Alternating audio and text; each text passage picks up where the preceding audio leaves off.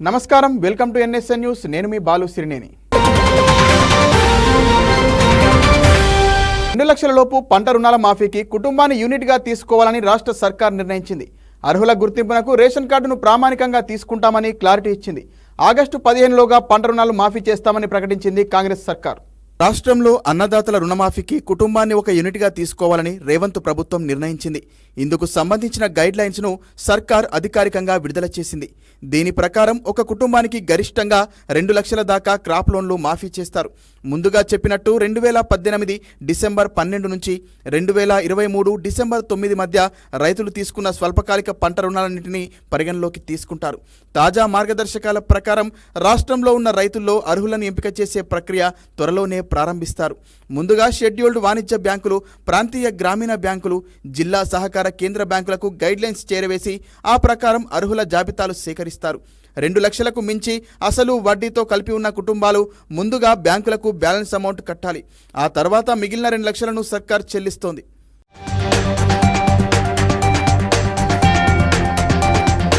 ప్రభుత్వం విడుదల చేసిన గైడ్లైన్స్ ప్రకారం పంట రుణమాఫీ 2024 పథకాన్ని అగ్రికల్చర్ డిపార్ట్మెంట్ కమిషనర్ డైరెక్టర్ అధికారికంగా అమలు చేస్తారు. హైదరాబాద్లోని నేషనల్ ఇన్ఫర్మేటిక్స్ సెంటర్ ఈ పథకానికి భాగస్వామిగా ఉంది. అగ్రికల్చర్ డైరెక్టర్, SBI కలిసి ఈ పోర్టల్ని నిర్వహిస్తారు. ఆ పోర్టల్లో అర్హత పొందిన ప్రతి రైతు కుటుంబానికి సంబంధించిన లోన్ అకౌంట్ డేటా ఉంటుంది.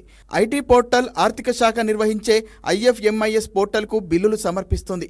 రుణమాఫీ స్కీమ్కు సంబంధించిన భాగస్వాములతో సమాచారం పంపిణీ కోసం రైతులు ఇచ్చే ఫిర్యాదుల పరిష్కారానికి ప్రత్యేకమైన మాడ్యూల్స్ ఉంటాయి.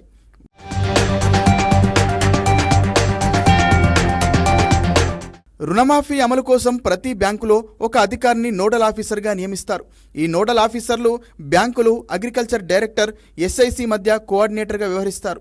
వీరు తమ బ్యాంకుల్లోని పంట రుణాల డేటాను డిజిటల్ సంతకాలు చేసి ప్రభుత్వానికి పంపించాలి. ఈ క్రమంలో ఎలాంటి అక్రమాలు జరగకుండా agriculture director NIC data validation check చేయాల్సి ఉంటుంది.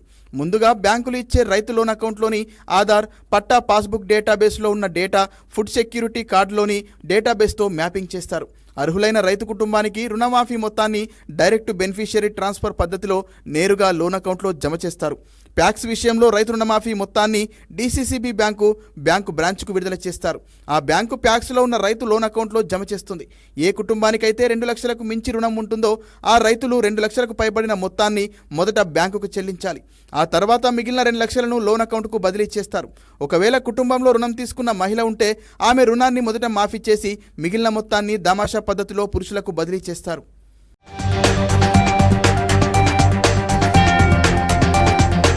కేవలం పంట రుణాలే తప్ప ఫర్మ్లు, కంపెనీలకు రుణమాఫీ వర్తించదని గైడ్లైన్స్లో సర్కారు స్పష్టం చేసింది.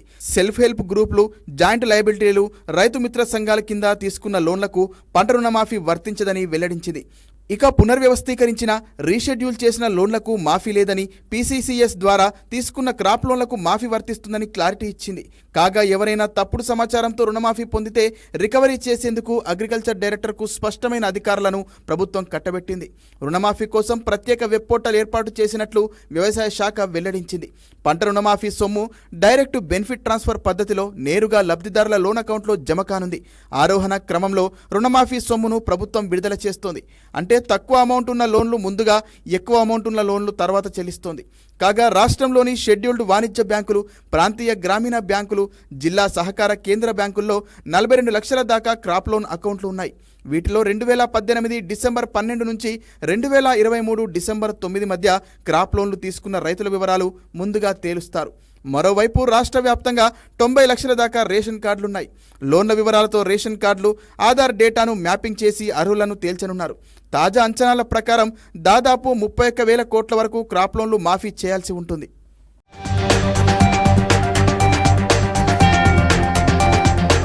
తెలంగాణ స్థానిక సంస్థల ఎన్నికల్లో రిజర్వేషన్లపై కార్యాచరణ ప్రణాళిక సిద్ధం చేయాలని సీఎం రేవంత్ రెడ్డి అధికారులను ఆదేశించారు. పంచాయతీరాజ్ శాఖపై ఆయన సమీక్ష నిర్వహించారు. స్థానిక సంస్థల ఎన్నికల్లో బీసీ రిజర్వేషన్ల పెంపుపై చర్చించారు. బీసీ రిజర్వేషన్ల పెంపు సాధ్యాసాధ్యాలు పరిశీలించాలన్నారు. రాష్ట్రంలో స్థానిక సంస్థల ఎన్నికల్లో బీసీ రిజర్వేషన్ల పెంపుపై కార్యాచరణ రూపొందించాలని ముఖ్యమంత్రి రేవంత్ ఆదేశించారు. బీసీ రిజర్వేషన్ల పెంపుతో పాటు స్థానిక సంస్థలకు కేంద్రం నుంచి నిధులు ఆగిపోకుండా త్వరగా ఎన్నికలు నిర్వహించేలా ప్రణాళికలు సిద్ధం చేయాలని ముఖ్యమంత్రి స్పష్టం చేశారు. పంచాయతీ ఎన్నికల్లో రిజర్వేషన్లపై ఇప్పటి వరకు అనుసరించిన విధానాలపై పట్టిక రూపొందించాలని రేవంత్ ఆదేశించారు. సందేహాలు ఉంటే మాజీ మంత్రి జానారెడ్డితో పాటు పంచాయతీరాజ్ శాఖ నిపుణులు, మాజీ ఉన్నతాధికారుల సలహాలు తీసుకోవాలని, చట్టపరమైన అంశాలపై అడ్వకేట్ జనరల్తో చర్చించాలని సీఎం సూచించారు.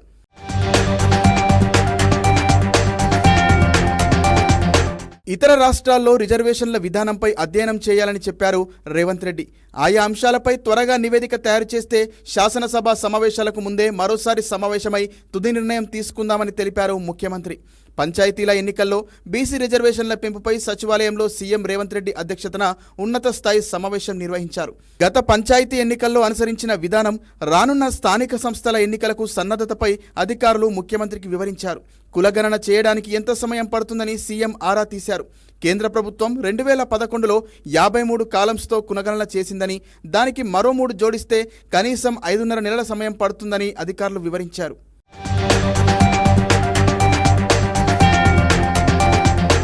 కర్ణాటకలో 2015లో, బీహార్లో 2023లో కులగణన చేశారని, ఏపీలోనూ చేసినప్పటికీ వివరాలు బయటపెట్టలేదని అధికారులు తెలిపారు.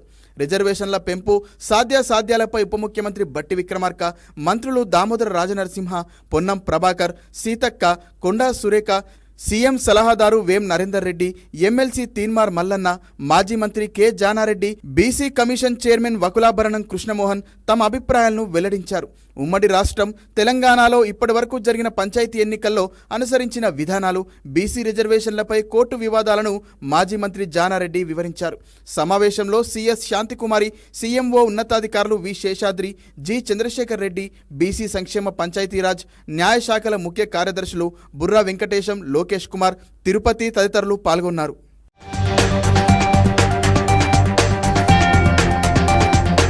గత 5 ఏళ్లలో సహజ వనరులు దోపిడీ చేశారని ఏపీ సీఎం చంద్రబాబు ఆగ్రహం వ్యక్తం చేశారు. అడవులను కూడా ధ్వంసం చేశారు.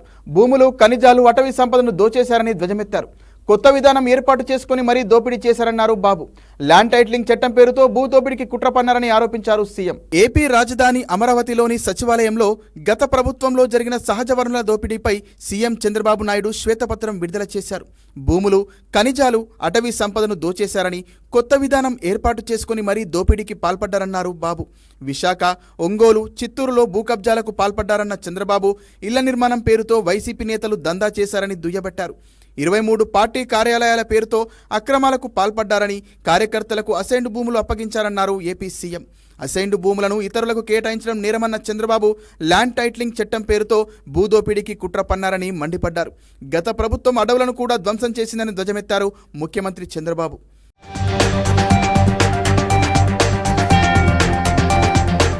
రామానాయుడు స్టూడియో భూములు కొట్టేసేందుకు విఫలయత్నం చేశారన్న చంద్రబాబు వృద్ధాశ్రమానికి ఇచ్చిన యావగ్రీవ ల్యాండ్స్ను కూడా కొట్టేశారని అన్నారు.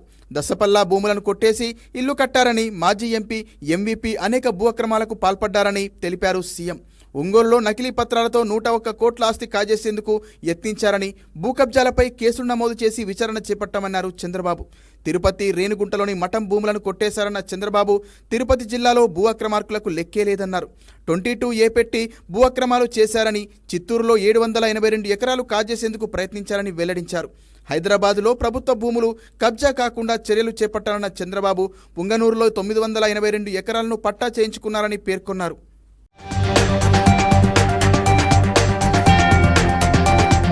ఇక్కడపల్లి కేంద్ర గ్రంథాలయం వద్ద తీవ్ర ఉద్రిక్త వాతావరణం నెలకొంది.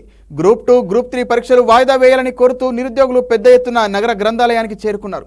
లైబ్రరీ నుంచి నిరసన ప్రదర్శన చేయడానికి బయటకు వెళ్తున్న వారిని పోలీసులు అడ్డుకున్నారు. హైదరాబాద్లోని చిక్కడపల్లి సెంట్రల్ లైబ్రరీ వద్ద ఉద్రిక్త వాతావరణం నెలకొంది. గ్రూప్ 2, గ్రూప్ 3 ఉద్యోగాలు పెంచాలని, గ్రూప్ 2 పరీక్షలు వాయిదా వేయాలని కోరుతూ అభ్యర్థులు పెద్ద ఎత్తున నగర గ్రంథాలయానికి చేరుకున్నారు. లైబ్రరీ నుంచి శాంతియుతంగా నిరసన ప్రదర్శన చేయడానికి వెళ్తుండగా వారిని పోలీసులు అడ్డుకున్నారు. ఈ క్రమంలో నిరుద్యోగ అభ్యర్థులకు పోలీసులకు మధ్య తీవ్ర వాగ్వాదం చోటు చేసుకుంది. ఆందోళన చేస్తున్న పలువురు నిరుద్యోగులను పోలీసులు అదుపులోకి తీసుకుని స్టేషన్లకు తరలించారు. పోలీసుల తీరు దారుణమంటూ ఆవేదన వ్యక్తం చేసిన అభ్యర్థులు పరీక్షలు వాయిదా వేసే వరకు పోరాటం ఆగదంటూ ప్రభుత్వాన్ని హెచ్చరించారు. కాగా చిక్కడపల్లి సెంట్రల్ లైబ్రరీలో చదువుకుంటున్న విద్యార్థులపై పోలీసుల దౌర్జన్యాన్ని బీఆర్ఎస్ సీనియర్ నేత, మాజీ మంత్రి హరీష్ రావు తీవ్రంగా ఖండించారు. ఈ మేరకు ఎక్స్ వేదికగా స్పందించారు. గ్రూప్స్, డిఎస్సి అభ్యర్థులు, నిరుద్యోగులపై ప్రభుత్వం ఇంత పాశవికంగా ప్రవర్తించడం దుర్మార్గమని అన్నారు. నాడు సెంట్రల్ లైబ్రరీకి రాహుల్ గాంధీని తీసుకువెళ్లి ఓట్లు కొల్లగొట్టారు. నేడు పోలీసులను పంపించి ఉద్రిక్త పరిస్థితులు సృష్టించి విద్యార్థుల వీపులు పగలగొడుతున్నారని మాజీ మంత్రి మండిపడ్డారు. సర్కార్ విద్యార్థులు, అభ్యర్థులతో ప్రవర్తిస్తున్న తీరు సరికాదని వెంటనే ముఖ్యమంత్రి క్షమాపణ చెప్పాలని డిమాండ్ చేశారు హరీష్ రావు.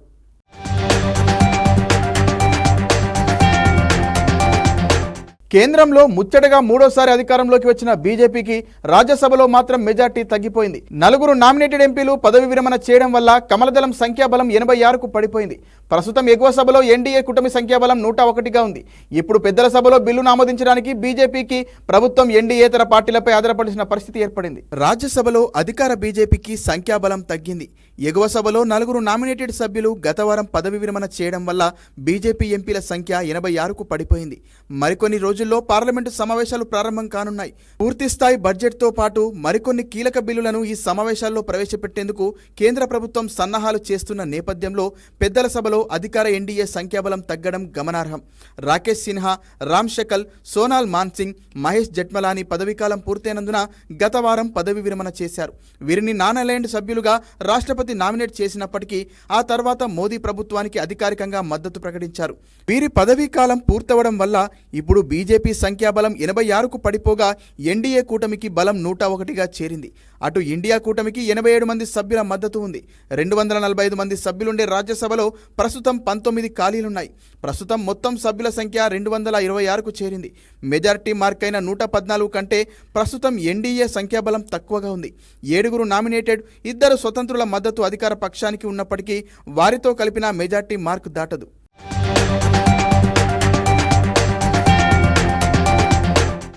అధికార పార్టీకి సంఖ్యాబలం తగ్గడం వల్ల వచ్చే పార్లమెంటు సమావేశాల్లో బిల్లులపై ఓటింగ్ అంశానికి ప్రాధాన్యం ఏర్పడింది. దీంతో బిజు జనతాదళ్, బీఆర్ఎస్ వంటి తటస్థ పార్టీలు కీలకంగా మారనున్నాయి. బిల్లులను ఆమోదించుకోవాలంటే స్వతంత్రులతో పాటు తటస్థ పార్టీల మద్దతు కేంద్రానికి అవసరం. రాజ్యసభలో బిజు జనతాదళ్ పార్టీకి 9 మంది ఎంపీలుండగా ఇటీవల జరిగిన పార్లమెంటు ప్రత్యేక సమావేశాల్లో వీరు ప్రతిపక్షం వైపు కూర్చోవడం గమనార్హం. అయితే అన్నాడీఎంకే, వైసీపీ మద్దతుతో బీజేపీ నెగ్గే అవకాశాలున్నాయని రాజకీయ విశ్లేషకులు అభిప్రాయపడుతున్నారు. రాజ్యసభలో వైసీపీ 11, అన్నాడీఎంకేకు 4 ఎంపీలు ఉన్నారు. రాజ్యసభలో 19 ఖాళీల్లో 4 జమ్మూ కాశ్మీర్ నుంచి, 4 నామినేటెడ్ కేటగిరీలో ఉన్నాయి. మరో 8 రాష్ట్రాల నుంచి 11 స్థానాలు ఖాళీగా ఉన్నాయి. వీటికి త్వరలోనే ఎన్నికలు నిర్వహించే అవకాశాలున్నాయి. ఇందులోనే ఎన్డీఏకు 8, ఇండియా కూటమికి 3 స్థానాలు దక్కుతాయి.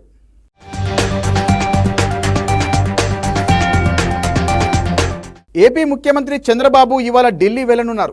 కేంద్ర హోంమంత్రి అమిత్ షాను కలిసి విభజన సమస్యలు పరిష్కరించాలని కోరే అవకాశం ఉంది. ఇతర రాజకీయ అంశాలపైన చర్చించే అవకాశం ఉన్నట్లు తెలుస్తోంది. ఆంధ్రప్రదేశ్ సీఎం చంద్రబాబు నేడు హస్తినకు వెళ్లనున్నారు. కాగా ఈ నెల 4, 5 తేదీలలో బాబు ఢిల్లీలో పర్యటించారు. ప్రధాని మోదీతో పాటు పలువురు కేంద్ర మంత్రులతో సమావేశమయ్యారు. ప్రస్తుతం మరోసారి ఢిల్లీలో పర్యటించనున్న సీఎం ఈసారి కేంద్ర హోంమంత్రి అమిత్ షాతో విభజన సమస్యలపై చర్చించనున్నారు. అయితే ఈ భేటీలో ఇతర రాజకీయ అంశాలపైన చర్చించే అవకాశం ఉన్నట్లు సమాచారం.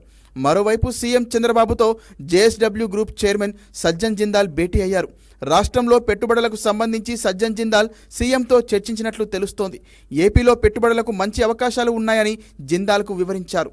సరైన ప్రతిపాదనతో వస్తే ప్రభుత్వం నుంచి పూర్తి సహకారం అందిస్తామని సజ్జన్తో చంద్రబాబు పేర్కొన్నారు.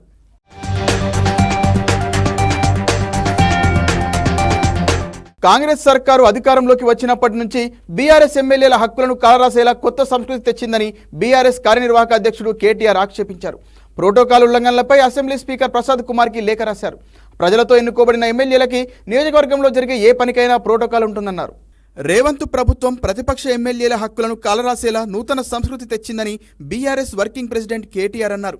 ప్రతి సందర్భంలో ప్రోటోకాల్ ఉల్లంఘనకు పాల్పడుతూ రాజ్యాంగ విరుద్ధంగా వ్యవహరించడం కాంగ్రెస్ ప్రభుత్వానికి అలవాటుగా మారిందన్నారు. ప్రజాస్వామ్యంలో ఈ సాంప్రదాయం మంచిది కాదని సూచించారు మాజీ మంత్రి. ప్రజలతో ఎన్నుకోబడిన ఎమ్మెల్యేలకి నియోజకవర్గంలో జరిగే ఏ పనికైనా ప్రోటోకాల్ ఉంటుందన్నారు. కాంగ్రెస్ నాయకులు కావాలని బీఆర్ఎస్ ఎమ్మెల్యేను అవమానించేలా వ్యవహరిస్తున్నారని లేఖలో పేర్కొన్నారు. 3 సార్లు మంత్రి, 5 సార్లు ఎమ్మెల్యే, మహిళా ప్రజాప్రతినిధికి ఇందిరమ్మ రాజ్యంలో గౌరవం లేదా? ప్రజలు గెలిపించిన నాయకులకు విలువ లేదా అని బీఆర్ఎస్ ఎమ్మెల్యే హరీష్ రావు ప్రశ్నించారు. మహేశ్వరం ఎమ్మెల్యే సబితా ఇంద్రారెడ్డిని విస్మరించి కాంగ్రెస్ అభ్యర్థిగా పోటీ చేసి 3వ స్థానానికి పరిమితమైన కిచ్చన్నగారి లక్ష్మారెడ్డికి అధికార యంత్రాంగం సలాం కొట్టడం ఏంటని మండిపడ్డారు. ప్రభుత్వ కార్యక్రమాలు, సమావేశాల్లో ప్రజాప్రతినిధులకు ప్రోటోకాల్ పాటించడం లేదని ఫైర్ అయ్యారు. ఎన్నిసార్లు ఫిర్యాదులు చేసినా పట్టించుకోవడం లేదన్నారు. కనీస చర్యలు తీసుకోవడం లేదని హరీష్ రావు ఆక్షేపించారు. బీఆర్ఎస్ ఎమ్మెల్యేల ప్రోటోకాల్ పరిరక్షణ కోసం వెంటనే సీఎస్ సహా జిల్లా కలెక్టర్లకు ఆదేశాలు జారీ చేయాలని గులాబీ నేతలు స్పీకర్కు విజ్ఞప్తి చేశారు.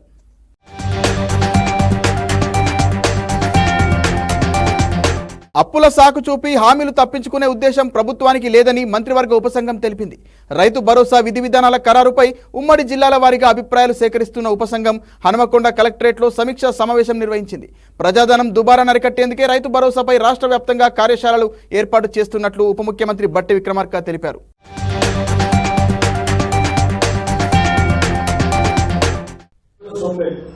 ప్రజలందరూ వారి రక్తాన్ని చెమటగా మార్చి శ్రమించి కట్టేటువంటి పన్నుల ద్వారా వచ్చేటువంటి ఆదాయం నుంచే మన ప్రజలకు పంచుతాం.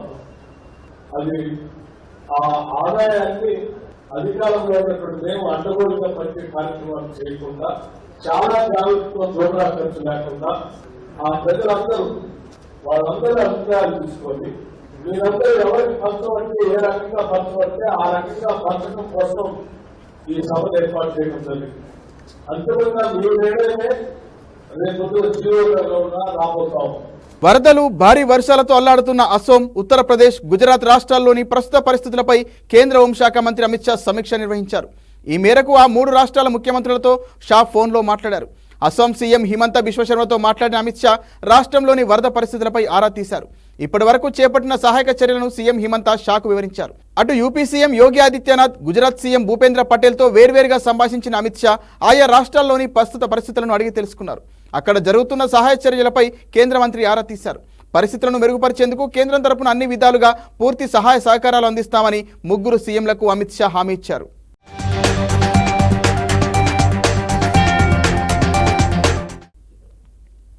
రైతు రుణమాఫీకి తెల్ల రేషన్ కార్డు షరతు పెట్టడంపై బీజేపీ శాసనసభ పక్ష నేత ఏలేటి మహేశ్వర్ రెడ్డి మండిపడ్డారు.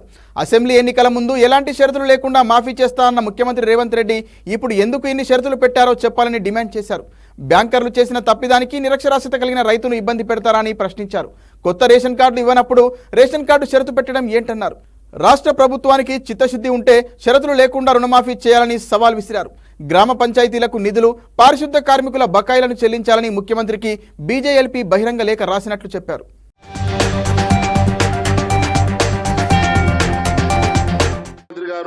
మీరు అన్కండిషనల్ గా రుణమాఫీ చేస్తామని చెప్పారు కదా. ఈ రోజు లోన్ తెచ్చుకోండి, రేపు నా ప్రభుత్వం రాగానే రుణమాఫీ చేస్తానని చెప్పినావు కదా. మరి ఈ రోజు ఇన్ని కండిషన్లు ఎందుకు పెడతా ఉన్నావు అని అడుగుతున్నా. 2018 డిసెంబర్ 12వ తారీఖు తర్వాత మంజూరైన లేక రిన్యూవల్ అయినటువంటి రుణాలకు మాత్రమే ఇస్తామంటున్నారు. బ్యాంకుల్లో రీపేమెంట్, రీలోన్ ఇచ్చినట్టుగా కొత్త అడ్వాన్స్ ఇచ్చినట్టుగా రాసుకుంటారు.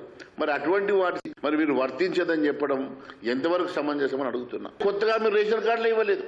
మరి దీనికి రేషన్ కార్డు అనే కండిషన్ పెట్టి ఎంతమంది రైతుల ఈ డిస్ట్రిక్ట్ ఎగగొట్టేటువంటి ప్రయత్నం చేస్తున్నారో దీనివల్ల మీ రుణ మాఫీకి సార్థకత లేకుండా పోయింది. దీనికి రేషన్ కార్డు పరిమితి ఎందుకు అని అడుగుతున్నాం. కుటుంబం పరిమితిగా తీసుకోండి. విత్తన శాఖపై రాష్ట్ర ప్రభుత్వం ప్రత్యేక దృష్టి సారించిందని నీటిపారుదల శాఖ మంత్రి ఉత్తమ్ కుమార్ రెడ్డి తెలిపారు. తక్కువ ధరకే నాణ్యమైన విత్తనాలను రైతులకు అందించేందుకు చర్యలు చేపట్టినట్లు చెప్పారు. హైదరాబాద్ ఆదర్శ్ నగర్ హక్కా భవన్లో రాష్ట్ర విత్తనాభివృద్ధి చైర్మన్ గా బాధ్యతలు స్వీకరించిన కాంగ్రెస్ కిసాన్ సెల్ అధ్యక్షుడు అన్వేష్ రెడ్డిని మంత్రి ఉత్తమ్ అభినందించారు.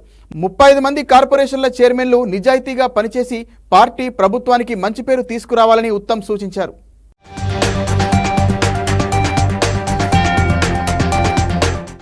విషయంలో మా ప్రభుత్వం కూడా చాలా ఫోకస్ గా పనిచేయబోతున్నాం. High quality seeds at lowest possible cost రైతులందరికీ అందియాలని, తెలంగాణలో అగ్రికల్చర్ ప్రొడక్టివిటీ పెంచాలని మా ప్రభుత్వ ఉద్దేశం, లక్ష్యం. ఆ దిశగా అన్వేష్ రెడ్డి కార్పొరేషన్ చైర్మన్ కావడం ఇది ఎంతో శుభ పరిణామం. గత 10 ఏళ్లలో మౌలిక వసతుల కల్పనలో ఆనాటి ప్రభుత్వం ఘోరంగా విఫలమైందని రెవెన్యూ శాఖ మంత్రి పొంగులేటి శ్రీనివాసరెడ్డి అన్నారు. ఖమ్మం జిల్లా తిరుమలాయపాలెం మండలం జల్లపల్లిలో జ్వర బాధితులని మంత్రి పరామర్శించారు. కలెక్టర్, జిల్లా వైద్యాధికారి, ఇతర అధికారులతో కలిసి ఇంటింటికి తిరిగి ప్రజలకు సూచనలు చేశారు. ధనిక రాష్ట్రంలో అద్భుతాలు చేశామని, అప్పటి ప్రభుత్వం గొప్పలకు పోతే తాను గ్రామాల్లో పర్యటించినప్పుడు ప్రజల నుంచి వచ్చిన ఆర్జీల ద్వారా వాస్తవాలు బయటపడ్డాయన్నారు. వానాకాలం ముగిశాక సమస్యలన్నింటినీ పరిష్కరిస్తామని హామీ ఇచ్చారు.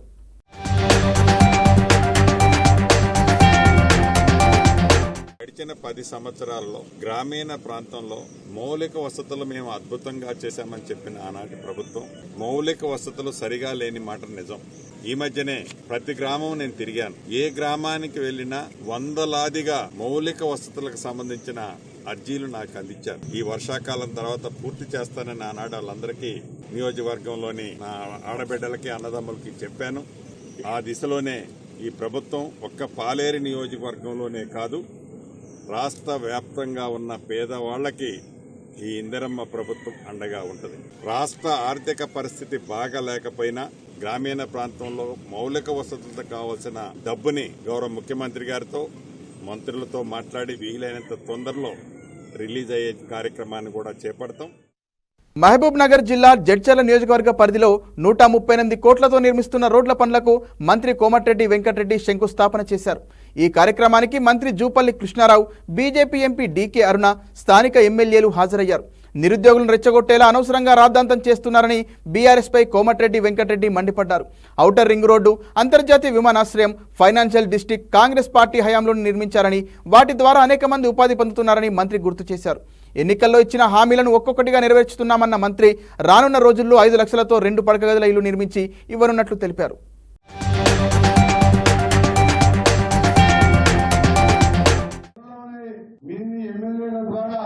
అర్హులైన పేదవాళ్ళందరినీ కూడా 5 లక్షల రూపాయలతో ఇల్లు కట్టించే కార్యక్రమం, ఇవన్నిటికీ తోడు ముఖ్యమంత్రి గారు మొన్ననే ప్రకటించారు. ఎక్కడైతే ప్రాజెక్టులు మార్చిలోపు ప్రియారిటీలో మొదలు పెట్టాలో అప్పుడు మనం మొదలుపెట్టిన ప్రాజెక్టులు వదిలిపెట్టిన ప్రాజెక్టులని మార్చిలోపే పూర్తి చేస్తామని చెప్పి వారు రైతులకు ఒక వరంలాగా ప్రాజెక్టు కార్యక్రమాన్ని కూడా తీసుకోవడం జరిగింది. ఆంధ్రప్రదేశ్ గన్నవరం మాజీ ఎమ్మెల్యే వల్లభనేని వంశీతో పాటు ఆయన అనుచరులతో ఇబ్బంది పడ్డ బాధితులు ప్రజా దర్బార్కు పోటెత్తారు. చిన్నౌటవపల్లి ఎస్ఎం కన్వెన్షన్లో ఎమ్మెల్యే యార్లగడ్డ వెంకట్రావు, కలెక్టర్ బాలాజీ నిర్వహించిన ప్రజా దర్బార్కు తరలివచ్చారు. చెరువుల కబ్జా, మట్టి తవ్వకాలు, స్థిరాస్తుల అమ్మకం, కొనుగోలులో అంతులేని అక్రమాలకు పాల్పడ్డారని ఫిర్యాదు చేశారు. తప్పుడు పత్రాలతో రిజిస్ట్రేషన్లు చేయించుకుని భూములను లాక్కున్నారని వాపోయారు బాధితులు.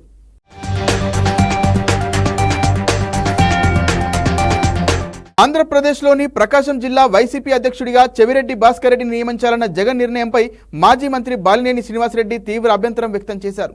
తిరుపతి జిల్లాకు చెందిన చెవిరెడ్డిని ప్రకాశం జిల్లా అధ్యక్షుడిగా ఎలా నియమిస్తారని ప్రశ్నించారు. నాయకులు లేక జిల్లా ఏమైనా గొడ్డుపోయిందా అని నిలదీశారు. ప్రకాశం జిల్లాకు చెందిన వారికే పార్టీ అధ్యక్ష బాధ్యతలు అప్పగించాలని డిమాండ్ చేశారు.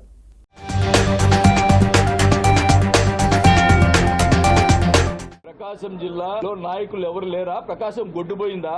పోలేదు కదా. నేను కార్యకర్తల గురించి ఆలోచిస్తాను.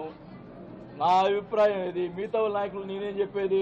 ప్రకాశం జిల్లాలో ఉన్నటువంటి నాయకుడు అయితే జిల్లా అధ్యక్షుడు అయితే బాగుంటుందని నా అభిప్రాయం. అది కరెక్ట్ కాదా? మీరు చెప్పండి, ప్రజలు చెప్పండి. చెప్పండి.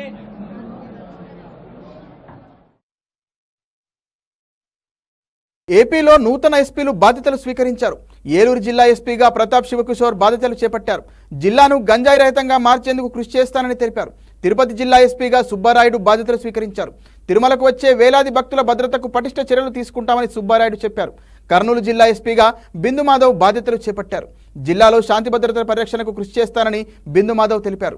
మాచర్లలో ఎన్నికల హింసతో బిందు మాధవ్పై ఈసీ సస్పెన్షన్ వేటు వేసింది. కూటమి ప్రభుత్వం వచ్చాక సస్పెన్షన్ తొలగించి కర్నూలు ఎస్పీగా బిందు మాధవ్కు పోస్టింగ్ ఇచ్చింది.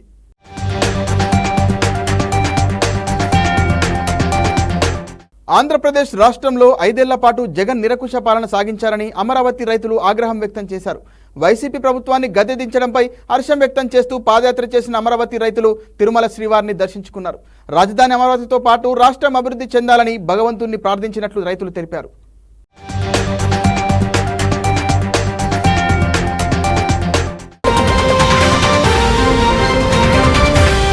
మరిన్ని వార్తలతో మళ్ళీ కలుద్దాం. నమస్కారం.